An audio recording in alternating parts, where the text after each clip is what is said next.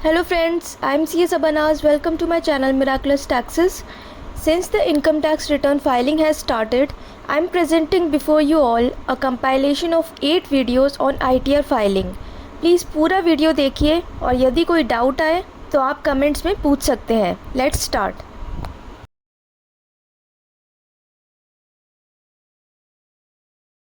दोस्तों 31 मार्च 2023 को financial year 2022-23 and होते ही टाइम आता है इनकम टैक्स रिटर्न फाइल करने का. इसलिए इस वीडियो को देखें और अपने कैलेंडर्स पर ITR फाइलिंग की ड्यू डेट्स मार्क कर लें ताकि गलती से भी कोई ITR डेडलाइन मिस ना हो जाए. So let's start. First, companies.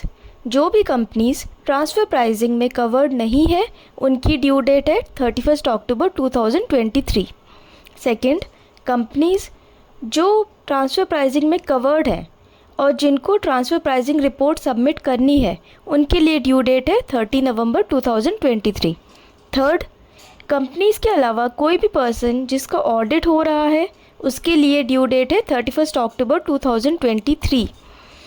Fourth, ऐसी पार्टनरशिप फर्म जिसका ऑडिट हो रहा है उसके पार्टनर्स के लिए personal income tax returns file करने की ड्यू डेट है 31 अक्टूबर 2023. एंड लास्ट, कोई भी पर्सन जिसका ऑडिट नहीं हो रहा है उसके लिए ड्यू डेट है 31 जुलाई 2023. तो सबसे पहले अपने कैलेंडर्स पर 31 जुलाई 2023 मार्क करके पहले ऐसे सारे इनकम टैक्स रिटर्न्स फाइल कर लें जिनका ऑडिट नहीं होना है.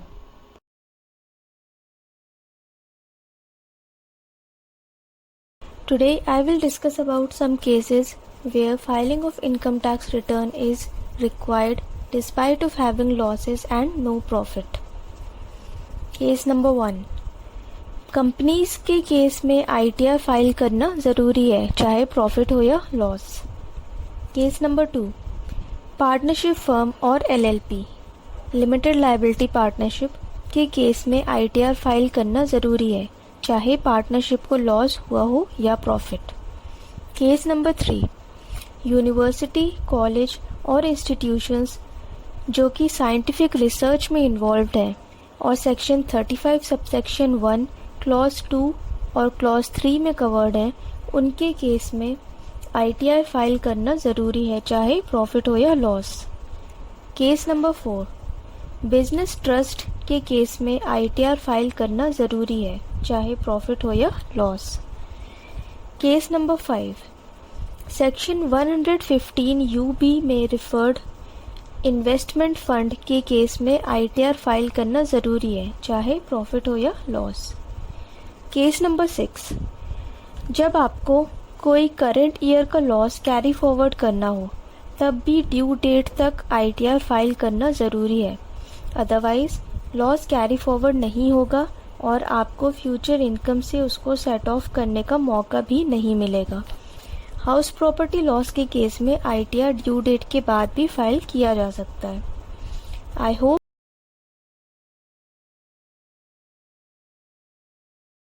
The topic of today's video is special cases where ITR filing is mandatory. Case number 1. यदि कोई पर्सन फाइनेंशियल ईयर में 1 करोड़ रुपीस से ज़्यादा अमाउंट अपने एक या एक से ज़्यादा करंट अकाउंट्स में जमा करे तब उसको ITR फाइल करना ज़रूरी है उस रेलिवेंट फाइनेंशियल ईयर का. Case number 2. यदि कोई पर्सन फाइनेंशियल ईयर में किसी फॉरेन कंट्री में ट्रैवल करने के लिए 2 लाख रुपीस से ज़्यादा खर्चा करे तब उसको ITR फाइल करना ज़रूरी है, फिर वो खर्चा चाहे अपने लिए करे या किसी और के लिए. Case number 3. यदि कोई पर्सन फाइनेंशियल ईयर में 1 लाख रुपीस से ज़्यादा का इलेक्ट्रिसिटी बिल पे करे तब उसको रेलिवेंट फाइनेंशियल ईयर का ITR फाइल करना ज़रूरी है.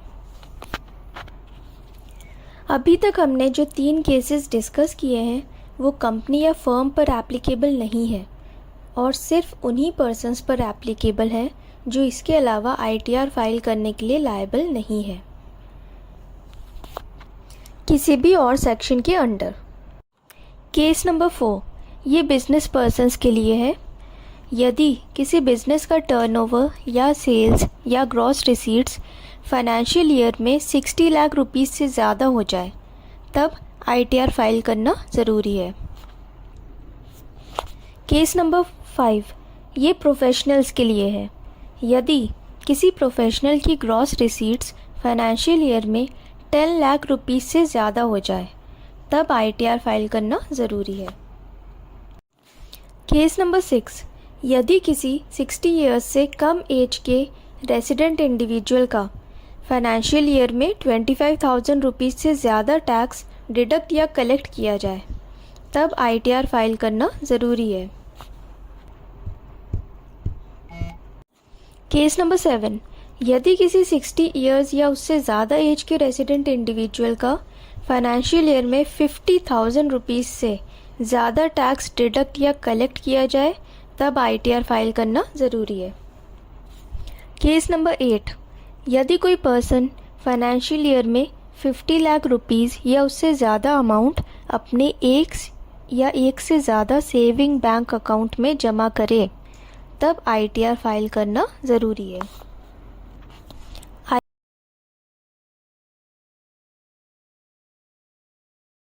आप सबको ये मालूम है कि इनकम टैक्स रिटर्न तब फाइल करना ज़रूरी हो जाता है जब आपकी इनकम टैक्सेबल हो। बट क्या आप ये जानते हैं कि इनकम टैक्सेबल नहीं भी हो तब भी आपको अपना इनकम टैक्स रिटर्न फाइल करना चाहिए? तो देखते हैं वो क्या फ़ायदे हैं जिसकी वजह से आपको ITR फाइल करना चाहिए। 5 reasons you should file your ITR even if no tax liability. Number 1, to claim refund of TDS. आप FD ओपन करते हैं बैंक में, आपने देखा होगा कि उस पर टैक्स डिडक्ट हो जाता है जबकि आपकी कोई टैक्सेबल इनकम भी नहीं है। इस केस में आप रिफ़ंड क्लेम कर सकते हैं और ये तभी पॉसिबल है जब आप अपना ITR फाइल करें। Number 2, to apply for loan. जब आपको लोन चाहिए होता है तब बैंक लोन तभी प्रोसेस करेगा जब आप अपना पुराना ITR सबमिट करेंगे। बिना ITR के आपको लोन नहीं मिलेगा। Number 3, to carry forward loss of current year and set off it in future. यदि आपका लॉस हुआ है करंट ईयर में जो कि करंट ईयर की इनकम से सेट ऑफ नहीं हो सकता और आप उसको कैरी फॉरवर्ड करना चाहते हैं ताकि आप उस लॉस को फ्यूचर ईयर्स में सेट ऑफ कर सके तब आपको ITR फाइल करना होगा। Number 4, to increase your insurance cover any time. यदि आपने कोई इंश्योरेंस ले रखा है और आप उसको बढ़ाना चाहते हैं तब आपको अपना ITR सबमिट करना होगा, इसलिए ITR फाइल करना ज़रूरी है। Number 5, to apply for visa of any country. आप किसी भी फॉरेन कंट्री में जाना चाहते हैं किसी भी पर्पस के लिए, उसके लिए आपको वीज़ा के लिए अप्लाई करना होता है और उसके लिए आपका इनकम टैक्स रिटर्न भी ज़रूरी है। तो देखा आपने ITR फाइल करने के क्या क्या फ़ायदे हैं, इसलिए अपना ITR ज़रूर फाइल करें।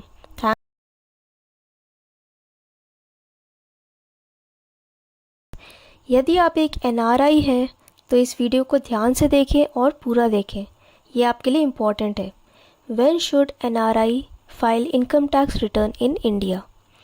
NRI को इन 2 केसेस में इंडिया में ITR फाइल करना ज़रूरी है। केस नंबर 1, जब एक NRI की इंडिया में अर्नड या received total taxable income 2.5 lakh rupees से ज़्यादा हो जाए तब NRI को रिटर्न फाइल करना ज़रूरी है। 2.5 lakh rupees basic exemption limit है जिसके नीचे कोई टैक्स नहीं लगता। केस नंबर 2, जब एक NRI ने अपने इंडिया के बैंक अकाउंट में FD कर रखी है और उसके इंटरेस्ट पर टैक्स डिडक्ट किया गया है तब उस TDS का रिफ़ंड क्लेम करने के लिए NRI को ITR फाइल करना होगा। यहाँ ध्यान ये रखना है कि वो इंटरेस्ट आपको NRO अकाउंट में रिसीव हुआ हो, ना कि NRE अकाउंट में। NRO account non resident ordinary account वो बैंक अकाउंट होता है जो कि इंडिया में NRI के नेम पर ओपन किया गया हो और उसमें इंडिया में अर्नड इनकम ही हो। और NRE non resident external account वो बैंक अकाउंट होता है जो कि इंडिया में एनआरआई के नेम पर ओपन किया गया हो और उसमें फॉरेन अर्निंग्स आती हो। तो यदि आप एनआरआई हैं और इन दोनों में से किसी भी केस में कवर होते हैं तो अपना रिटर्न ज़रूर फाइल करें। थैंक्स।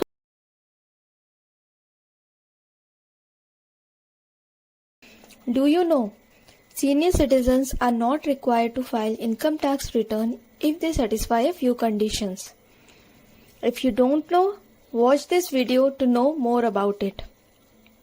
सबसे पहले इंडिया में इनकम टैक्स एक्ट के अकॉर्डिंग सीनियर सिटीजन किसे माना गया है? जो भी पर्सन इंडिया का रेसिडेंट है और 60 इयर्स या उससे ज़्यादा एज का है वो सीनियर सिटीजन माना जाएगा। सीनियर सिटीजन्स में एक और कैटेगरी है सुपर सीनियर सिटीजन की।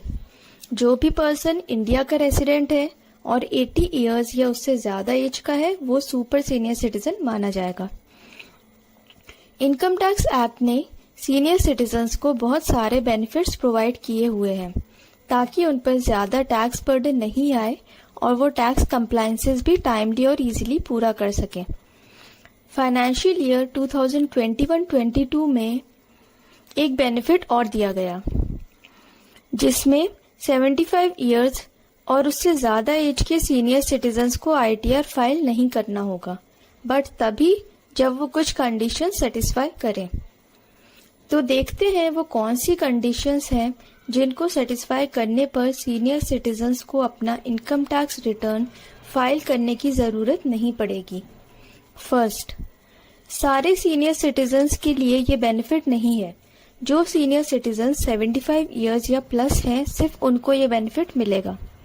सेकंड, जिस पर्टिकुलर ईयर में ये बेनिफिट चाहिए उस ईयर में सीनियर सिटीजन का residential status resident in India होना चाहिए।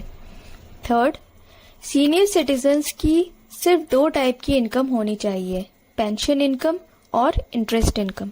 फोर्थ, जो इंटरेस्ट इनकम रिसीव हो रही है बैंक अकाउंट में वो बैंक अकाउंट्स सेम बैंक में होने चाहिए जहां पेंशन इनकम रिसीव हो रही है।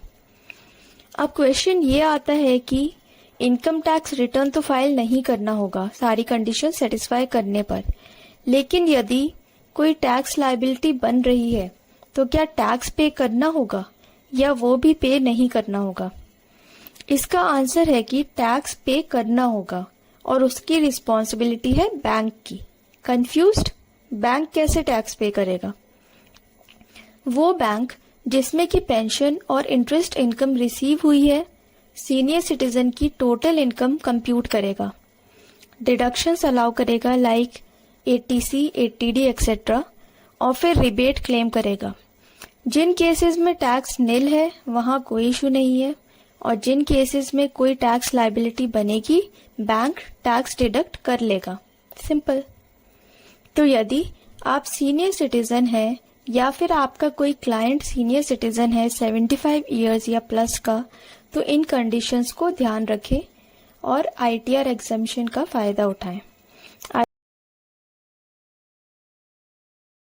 आईटीआर फाइलिंग की ड्यू डेट्स तक आईटीआर फाइल नहीं किया तो लेट फी लग जाएगी, इसलिए बिना अपना टाइम वेस्ट किए आईटीआर फाइल करें और उसमें कोई भी इशू आए तो ये वीडियो ज़रूर देखें।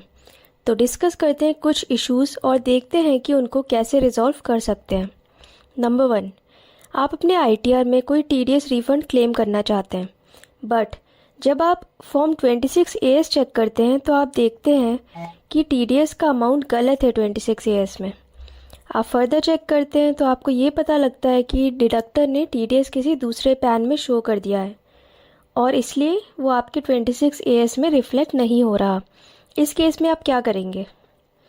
आपको डिडक्टर को बताना है, उससे कहना है कि टीडीएस स्टेटमेंट में वो सही पैन कोड करे। एक बार ये करेक्शन हो गया तो करेक्ट टीडीएस 26 एएस में रिफ्लेक्ट होने लगेगा और आप अपने आईटीआर में उसको क्लेम कर सकते हैं। नंबर 2, आप अपना आईटीआर फाइल करना स्टार्ट करते हैं और देखते हैं कि प्रीफिल्ड फॉर्म में आपका नेम गलत है। इस केस में आप क्या करेंगे? यदि आप ऑनलाइन मोड में आईटीआर फिल कर रहे हैं तो आपको उसको क्लोज करके स्टार्ट न्यू फाइलिंग पर क्लिक करना है। फिर भी ठीक नहीं हो तो मैन्युअली उसको एडिट कर दें। और यदि आप ऑफलाइन मोड में ITR फिल कर रहे हैं तो latest prefilled JSON form download करें पोर्टल से और फिर उसको फिल करें। नंबर 3, आप अपना ITR फाइल करना स्टार्ट करते हैं और देखते हैं कि आपकी prefilled income details form 26AS से मैच नहीं कर रही। इस केस में आप क्या करेंगे? पहले आपको चेक करना होगा कि आपने सही ITR फॉर्म सेलेक्ट किया है या नहीं। फिर आप उसको क्लोज करके स्टार्ट न्यू फाइलिंग पर क्लिक करें। फिर भी ठीक नहीं हो तो मैन्युअली उसको एडिट कर दें। नंबर 4, आपने TDS पे कर रखा है, सेल्फ असेसमेंट टैक्स पे कर रखा है, बट स्टिल वो प्रीफिल्ड ITR में रिफ्लेक्ट नहीं हो रहा। इस केस में आप क्या करेंगे? आप टैक्सेस पेड शेड्यूल में जाकर मैन्युअली डिटेल्स ऐड कर सकते हैं। ऐड डिटेल्स बटन पर क्लिक करें और सारी डिटेल्स वहाँ डाल दें, क्योंकि कभी कभी ऑटोमेटिकली डिटेल्स अपडेट होने में टाइम लग जाता है।